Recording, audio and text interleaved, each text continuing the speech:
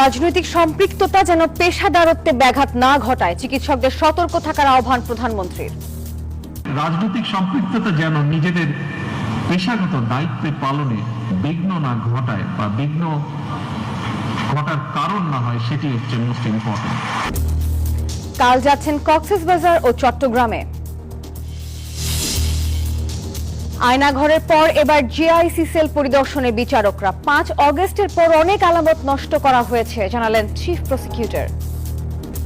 Evidence তারা screen করবার জন্য তারা যে একটা অপচেষ্টা করেছে পরবর্তীকালে, সেটা কিন্তু টিএফআই এর মতো জিআইসিতেও আমরা এইগুলো পেয়েছি।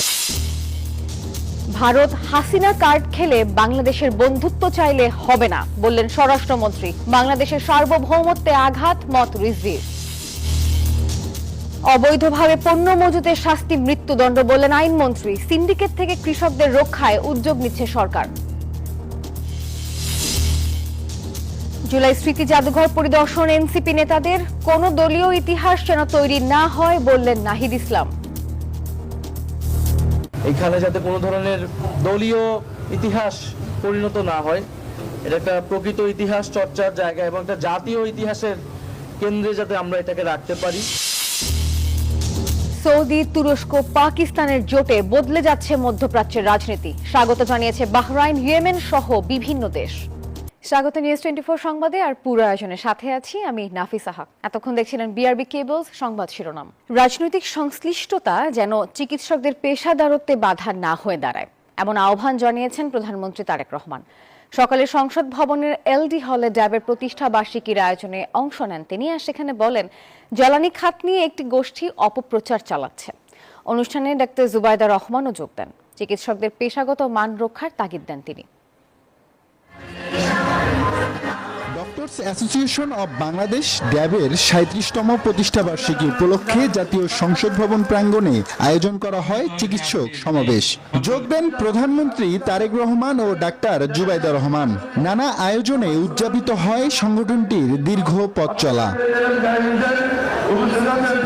অনুষ্ঠানে একটি উক্তি দিয়ে বক্তব্য শুরু করেন প্রধানমন্ত্রী। বলেন, চিকিৎসা সেবার মান উন্নত না হলে কেবল অবকাঠামোর উন্নয়ন দিয়ে সুফল মিলবে না। চিকিৎসকগণ যদি সেবার মানসিকতা নিয়ে নিজেদেরকে নিবেদিত না রাখেন, তাহলে এই অবকাঠামোগত উন্নয়ন দিয়ে কিন্তু আমাদের সফলতা আসবে না। আসুন আমরা সকলে মিলে এমন একটি চিকিৎসা বান্ধব বাংলাদেশ গড়ে তুলি, যেখানে দেশের প্রতিটি মানুষ মানসম্মত স্বাস্থ্য সেবা পাবে এবং উন্নত চিকিৎসার জন্য বিদেশমুখী হবে না। সরকার প্রধান বলেন, একটি গোষ্ঠী জ্বালানি খাত নিয়ে অপপ্রচার চালাচ্ছে। আমরা এর মধ্যে কাজ শুরু করেছি।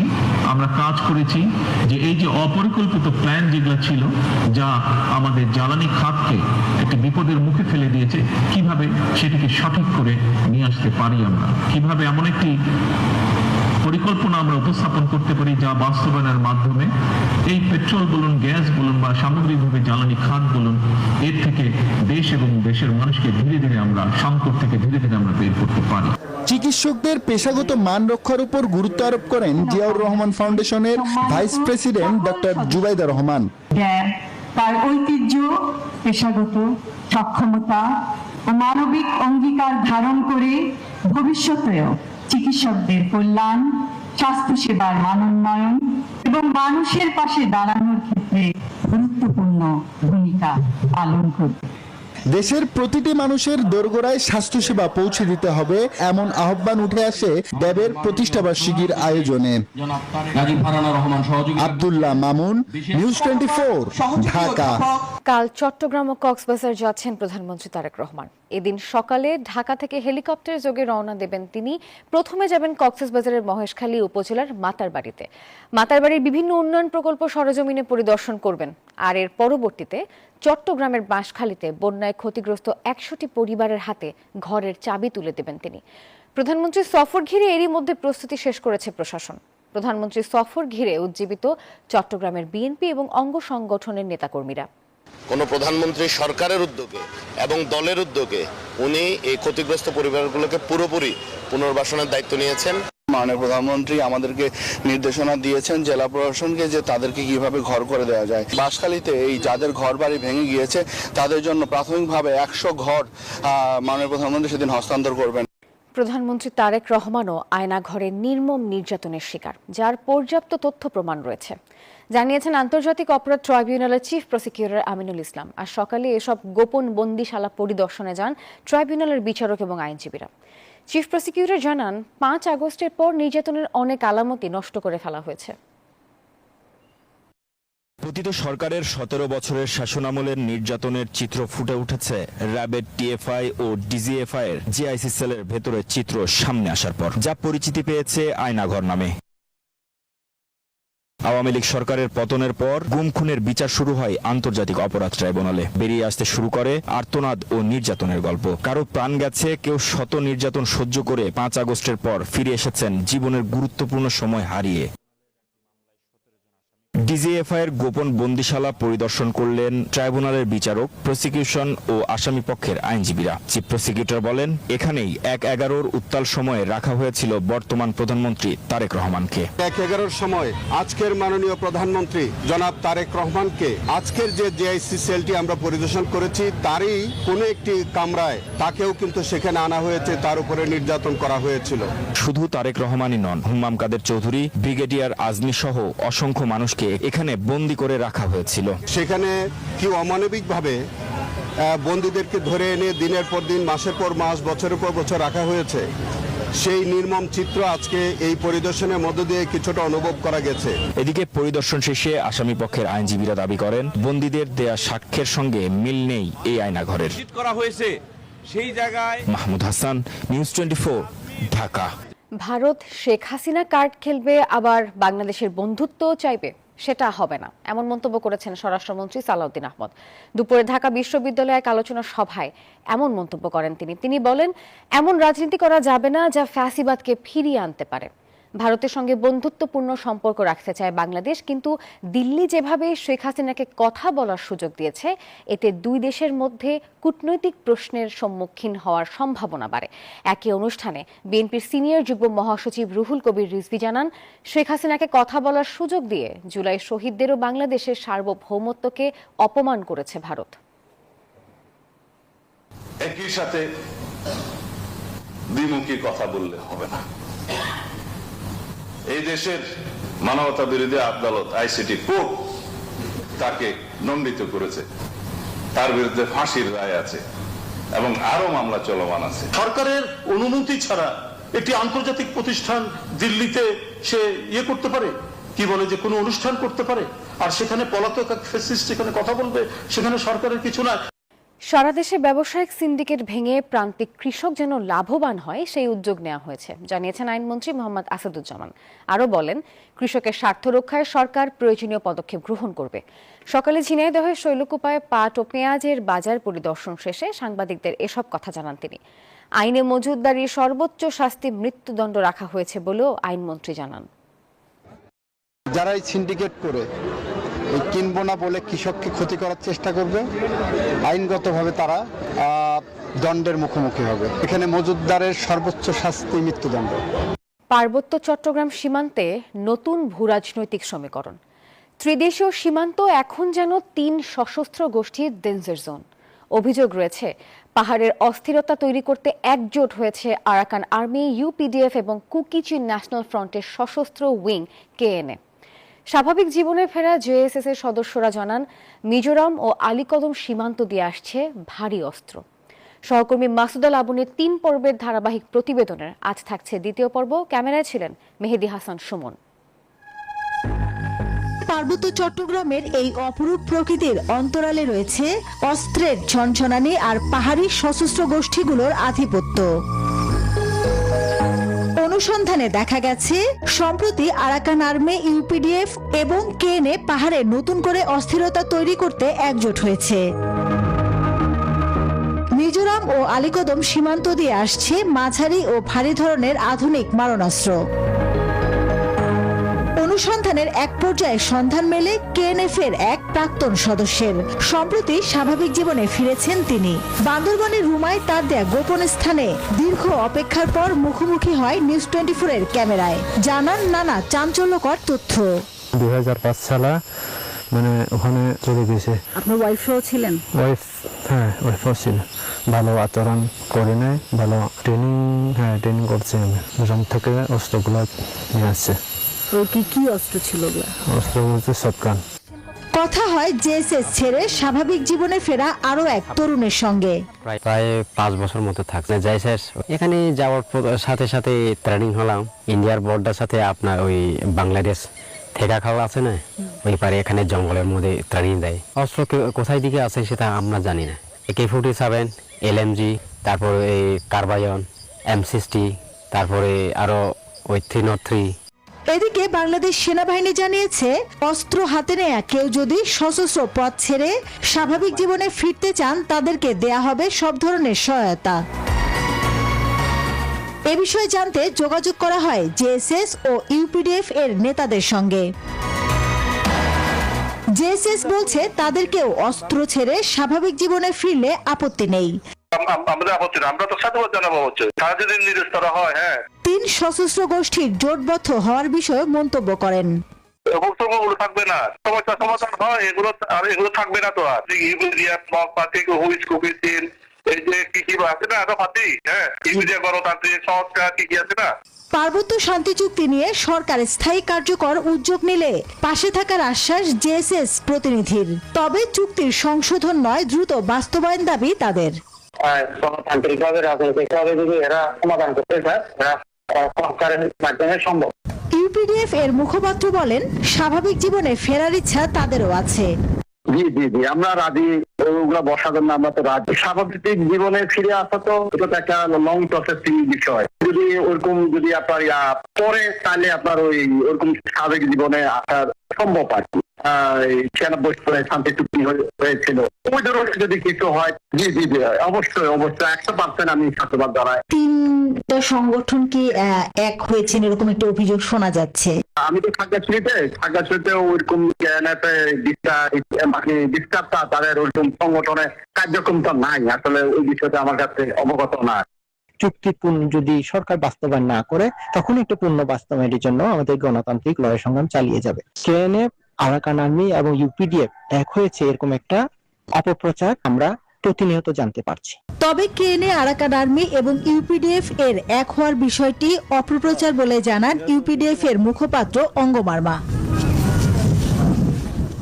এই আত্মসমর্পণ যদি অব্যাহত থাকে তাহলে হয়তো এই অশান্ত পাহাড়ে একদিন শান্তি ফিরবে। মাসুদা লাবণী, নিউজ 24, বান্দরবান, রুমা। জুলাই স্মৃতি জাদুঘর যেন দলীয় ইতিহাসে তৈরি না হয়ে জাতীয় ইতিহাসের কেন্দ্র থাকে, এমন মন্তব্য করেছেন এনসিপির আহ্বায়ক ও বিরোধী দলীয় চিফ হুইপ নাহিদ ইসলাম। সকালে রাজধানীর গণভবনে স্থাপিত জুলাই গণ অভ্যুত্থান স্মৃতি জাদুঘর পরিদর্শন শেষে এই কথা জানান তিনি। আর বলেন, জুলাইয়ের প্রকৃত ইতিহাস তুলে ধরতে জুলাই জাদুঘরকে শৈল্পিক ও সঠিকভাবে ব্যবহার করতে হবে। এর আগে সকালে নাহিদ ইসলামের নেতৃত্বে কেন্দ্রীয় নেতাদের সাথে জাদুঘরের বিভিন্ন অংশ ঘুরে দেখেন এনসিপির নেতাকর্মীরা। পরিদর্শনকালে আন্দোলনের স্মারক, ছবি ও দলিল দেখেন এবং নতুন প্রজন্মের কাছে শহীদদের আত্মত্যাগের ইতিহাস তুলে ধরার আহ্বান জানান। এখানে যাতে কোনো ধরনের দলীয় ইতিহাস পরিণত না হয়, এটা একটা প্রকৃত ইতিহাস চর্চার জায়গা এবং একটা জাতীয় ইতিহাসের কেন্দ্রে যাতে আমরা এটাকে রাখতে পারি। কারণ আমরা এর আগে দেখেছি, এর আগের সময়গুলোতে মুক্তিযুদ্ধের ইতিহাস নিয়েও এটা হয়েছে, দলীয়করণ হয়েছে, একদল আসছে, পাঠ্যপুস্তক পাল্টে গিয়েছে, ইতিহাস পাল্টে গিয়েছে। দর্শক, জুলাই জাদুঘর নিয়ে আরও আমরা তথ্য জানবো, যুক্ত হব সহকর্মী রাশেদ রায়হানের সঙ্গে। রাশেদ, জানাবেন জুলাই জাদুঘরে দর্শনার্থীদের ভিড় কেমন দেখছেন এবং তারা কি বলছেন এসে? একটি রক্তাক্ত অভ্যুত্থান এবং সেই জনরোষের প্রধান জায়গা ছিল শেখ হাসিনার বাসভবনকে ঘিরে, এবং 5 আগস্ট দুপুরের পর যখন মানুষ জানতে পারে যে তিনি আর নেই, তিনি পালিয়ে গেছেন, জনরোষের মুখে সরকারের পতন হয়েছে, তারপরে কিন্তু ক্ষুব্ধ জনতা ফেটে পড়ে এবং চলে আসে এই শেখ হাসিনার সেই বাসভবনে। সেটিকে ঘিরেই কিন্তু এখন মানুষের উন্মাদনা এবং অনেক প্রতীক্ষার পরে সেই জায়গাটিকে এখন জনগণের জন্য উন্মুক্ত করে দেওয়া হয়েছে, যেটি এখন জুলাই স্মৃতি জাদুঘর হিসেবে পরিচিত লাভ করেছে। এবং আমার ঠিক সামনেই রয়েছে প্রতীকী গণকবর, যেখানে 4000-এরও বেশি মানুষের নাম বিভিন্ন জায়গায় খোদাই করা রয়েছে। বিচার বহিত হত্যাকাণ্ডের শিকার যারা, তাদের নাম, এবং জুলাইতে যারা শহীদ হয়েছে তাদের নাম এই জায়গা জুড়ে রয়েছে। এবং এই প্রতীকী গণকবরের পাশেই রয়েছে বিডিআর হত্যাকাণ্ডে পিলখানায় 2009 সালের যে 25শে ফেব্রুয়ারি পিলখানায় বিডিআর হত্যাকাণ্ড ঘটেছে, সেখানে সহকর্মীরা একজনের লাশ নিয়ে যাচ্ছেন, সেই কফিন বাকি একটি ভাস্কর্য এখানে রয়েছে এবং এগুলোই কিন্তু আসলে দর্শনার্থীরা উপভোগ করছেন, ঘুরে ঘুরে দেখছেন জুলাইয়ের যে রক্তাক্ত স্মৃতি, যে স্মৃতি এখনও দগদগে। অনেকেই বলছিলেন যে রক্তের দাগ আসলে এখনও শুকায়নি।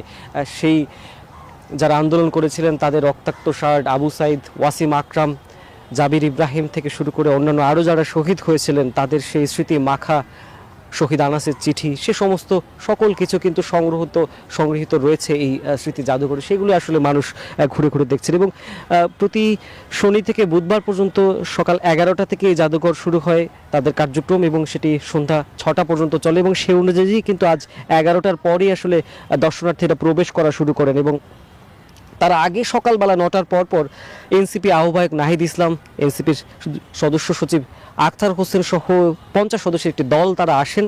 এসে তারা জুলাই জাদুঘর পরিদর্শন করেন, তারা তাদের মতামত ব্যক্ত করেন।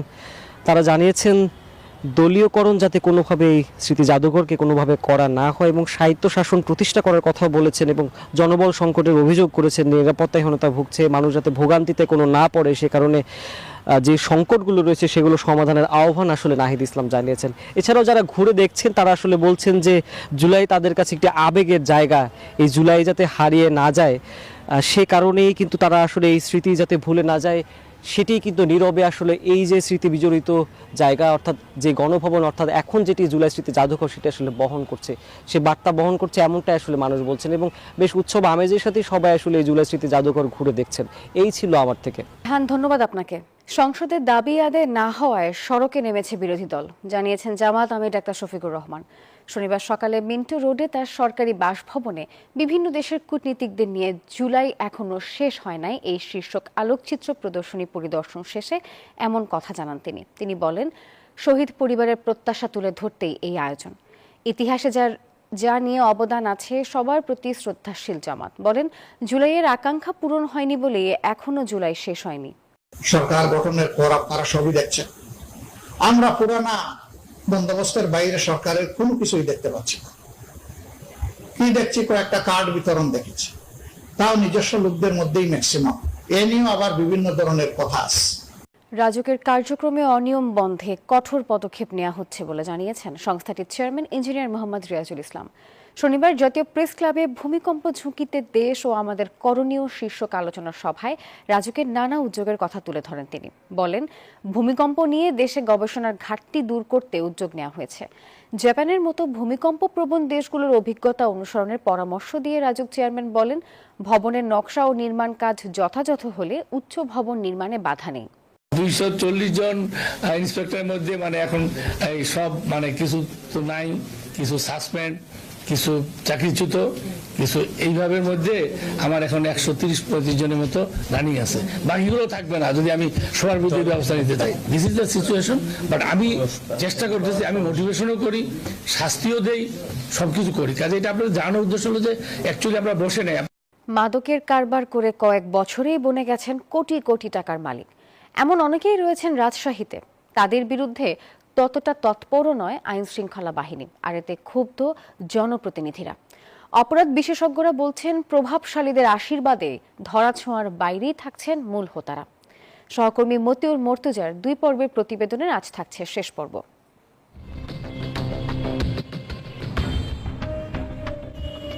রাজশাহীর গুদাগাড়ির শেষ মোহাম্মদ শিশু আইন শৃঙ্খলা বাহিনীর তালিকাভুক্ত শীর্ষ মাদক কারবারি, প্রায় শূন্য থেকে এখন কয়েক কোটি টাকার মালিক।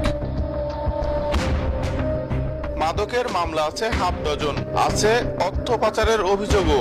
বিপুল সম্পদের বিষয়ে নেই সদুত্তর, তবে দাবি করছেন তাকে ফাঁসানো হয়েছে। আমাকে তো মামলা দিয়ে ফাঁসানো হয়েছে এর আগে, জানেন না? সব মিথ্যা মামলা, সব রাজনৈতিক ভাবে হয়রানি করেছে আমাকে। মাদকের কারবার করে বাঘা উপজেলার রুবেল মোল্লাও গড়েছেন অঢেল সম্পদ। এসব করেছেন নিজের গ্রামের পাশাপাশি রাজশাহী শহরেও। আসামি 7 মামলার। ছিল ভাই, এক সময় ছিল তো আমার নামে মামলা এই আর হইলো সবগুলা শেষ হয়ে গেছে, 3টা আছে। ওগুলি ভাই আমার ওই যে চাচার নাম শুনেছেন, কালাম মোল্লার নাম শুনেছেন? ওই যে চাচার, আমি তখন হলো চাচা বাইসে থাকতে চাচার সাথে থাকতো, চাচার হুকুম শুনতো, তখন অযথা হলো ওইসব পালাতক মামলা হয়েছিল ভাই। স্থানীয় মাদকের কারবারিরা জানান তাদের দৈন্যদশা ছিল কয়েক বছর আগেও। লাইসেন্স ঠিকাদারি দেখাবে, দেখাবে, যারা কোন জায়গার লোক ভালো করে কইলে সবাই ওই জায়গার দোতলা বাড়ি করেছে, একটা খামার করেছে। 10-15 বছর আগে তাদের কিছু ছিল না, আমরা যতক্ষণ জানি আর কি। চোখের সামনে এমন কোটিপতি মাদকের কারবারি হাজারেরও বেশি। তাদের বিষয়ে আইন শৃঙ্খলা বাহিনীর নীরব ভূমিকায় ক্ষুব্ধ স্থানীয় সংসদ সদস্য ও ভূমিমন্ত্রী। যারা সমাজের শত্রু, তারা জাতিকে নিঃশেষ করেছে, তারা সবচেয়ে বড় এটিভি। তো তাদের বিরুদ্ধে ব্যবস্থা নিতে কোনো অসুবিধা নেই। এদিকে আইন শৃঙ্খলা বাহিনীর দাবি তারা তৎপর। যে মোটা দাগে যেটা আমরা বলি, আমাদের 184 জন মাদক ব্যবসায়ী তালিকা রয়েছে, পর্যায়ক্রমে আমরা সেটাতেও হাত দেবো, কিন্তু প্রাথমিকভাবে আমরা 20 জনকে নিয়ে কাজ করছি। তো সেই ক্ষেত্রে তারা অনেক সময় ধরাছোঁয়ার বাইরে থাকে, আপনি ঠিকই বলেছেন, কিন্তু সাম্প্রতিক সময়ে আমরা তাদের এরকম গডফাদারদের তালিকা করেছি এবং তাদের বিরুদ্ধে যথাযথ আইনগত ব্যবস্থা নেওয়া হচ্ছে। অপরাধ বিশেষজ্ঞরা বলছেন পিছনে রয়েছে প্রভাবশালীদের ছত্রছায়া, তাই ধরাছোঁয়ার বাইরে থেকে যাচ্ছেন মাদকের কারবারিরা। সেই সিন্ডিকেটের রুট অনেক শক্ত, যার কারণে এই রুটটাকে উপড়ে ফেলা যায় না। বিশেষজ্ঞরা বলছেন শুধু তালিকা বা তদন্তে আটকে থাকলে চলবে না, মাদকের কারবারিদের বিরুদ্ধে নিতে হবে কার্যকর ব্যবস্থা। মতিউর মর্তুজা, নিউজ 24, রাজশাহী। প্রতিরক্ষা চুক্তির মধ্য দিয়ে মধ্যপ্রাচ্যের নতুন আঞ্চলিক শক্তিতে পরিণত হওয়ার পথে সৌদি আরব, তুরস্ক এবং পাকিস্তান। মক্কা জয়েন্ট ডিফেন্স প্যাক্টকে স্বাগত জানিয়েছে বাহরাইন ও ইয়েমেন সহ বেশ কয়েকটি দেশ। ভবিষ্যতে আরও দেশের যুক্ত হওয়ার সম্ভাবনা থাকলেও ইরানের দাবি এই কাগুজে চুক্তি রিয়াদকে নিরাপত্তার নিশ্চয়তা দেবে না। এক নিরাপত্তা বলে সৌদি আরব, তুরস্ক ও পাকিস্তান স্বাক্ষর করেছে যৌথ প্রতিরক্ষা চুক্তি মক্কা জয়েন্ট ডিফেন্স প্যাক্ট। পাকিস্তানের যুদ্ধ অভিজ্ঞতা ও পারমাণবিক সক্ষমতা, তুরস্কের ড্রোন প্রযুক্তি ও প্রতিরক্ষা শিল্প এবং সৌদি আরবের অর্থনৈতিক শক্তি, 3 দেশের সক্ষমতাকে এক প্ল্যাটফর্মে আনছে এই চুক্তি। এতে ইরান ও ইসরায়েলের মধ্যবর্তী অঞ্চলে নতুন কৌশলগত শক্তি বলয় তৈরির সম্ভাবনা দেখছেন বিশ্লেষকরা। ইরান যুদ্ধ ও মার্কিন নিরাপত্তা নিশ্চয়তার প্রতি অনাস্থায় নতুন নিরাপত্তা অংশীদারিত্বের কারণ বলে মনে করেন চেথাম হাউসের senior research fellow Galip Dalay. Israel ও ইরানের সংঘাত অন্য দেশগুলোকে নিরাপত্তা অংশীদারিত্ব নিয়ে নতুন করে ভাবতে বাধ্য করছে। একই সঙ্গে মার্কিন নিরাপত্তা নিশ্চয়তার প্রতিও অনাস্থা তৈরি হয়েছে। এই জোট আরও বিস্তৃত হতে পারে। সম্ভাব্য অংশীদার হিসেবে আলোচনায় রয়েছে মিশর, কাতার, সিরিয়া ও সংযুক্ত আরব আমিরাত। চুক্তিকে স্বাগত জানিয়েছে ইয়েমেন, বাহরাইন সহ একাধিক দেশ। তবে চুক্তির সমালোচনা করছে ইরান। দেশটির পার্লামেন্টের জাতীয় নিরাপত্তা ও পররাষ্ট্র কমিশনের সদস্য ইব্রাহিম রেজাই বলেছেন, তুরস্ক ও পাকিস্তানের সঙ্গে কাগজে চুক্তি সৌদি আরবকে নিরাপত্তা দিতে পারবে না। নীরব দাস, নিউজ 24। পশ্চিমা শত্রুদের বিরুদ্ধে মুসলিম দেশগুলোকে ঐক্যবদ্ধ হওয়ার আহ্বান জানিয়েছে ইরান। শুক্রবার পারস্য উপসাগরীয় দেশগুলোকে নিজেদের সক্ষমতার উপর নির্ভর করার আহ্বান জানান দেশটির পররাষ্ট্রমন্ত্রী আব্বাস আরাকচি। এদিন প্রেসিডেন্ট মাসুদ পেজেশকিয়ান দাবি করেন, সামরিক চাপ দিয়ে তেহরানকে দুর্বল বা অস্থিতিশীল করার প্রতিপক্ষের চেষ্টা ব্যর্থ হয়েছে। এর মধ্যে হরমুজ প্রণালী নিয়ে নিয়ন্ত্রণ আরও কঠোর করতে ইরানের পার্লামেন্টে একটি বিল নিয়ে আলোচনা চলছে। দর্শক, এই ছিল নিউজ 24 সংবাদের এখনকার আয়োজনে। আরও সংবাদ বিশ্লেষণ জানতে ভিজিট করুন news24bd.tv। পুরো আয়োজনের সঙ্গে থাকার জন্য ধন্যবাদ সবাইকে।